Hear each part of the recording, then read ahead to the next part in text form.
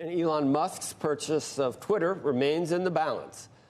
He still holds out, claiming Twitter's figures about spam accounts isn't verifiable. Twitter executives spoke out yesterday, reiterating that spam bots represent less than 5% of their user base.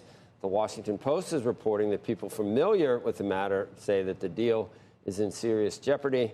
Joining us now is Aaron Glick, Cowen merger strategist, and Sarah Fisher, Axios media reporter. And it'd be nice, I'll start with you, Aaron. It'd be nice if Elon had a grand plan. I could ascribe all types of motivation to maybe what he was doing. He could have accomplished what he wanted to accomplish already in terms of, just bringing the free speech discourse to the fore. We've done that. Do you think he wanted it? Do you think he wants it now? And do you think the deal ever closes? Yeah, look, I mean, most investors are still positioning for a potential price cut. We saw last week, actually, several large option trades go up, what we would refer to as 1-by-2 call spreads, playing for a price cut, about a 10% price cut.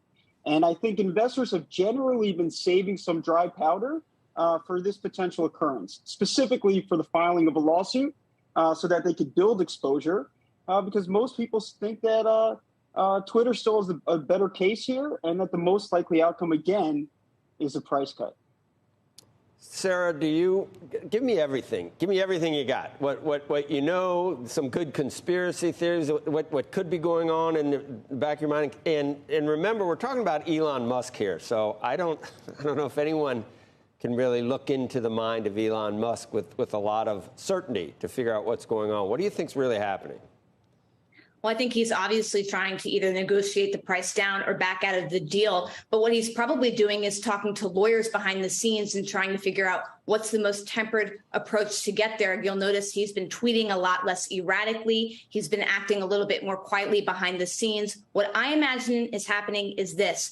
One, he's trying to figure out, okay, if I were to walk from this deal, because remember, that $1 billion breakup fee only applies to certain clauses. He can't just walk away and pay $1 billion because he thinks that they're spam bots. He waived his due diligence for that. So he's probably calculating, if I walk away, what's the likelihood that Twitter sues?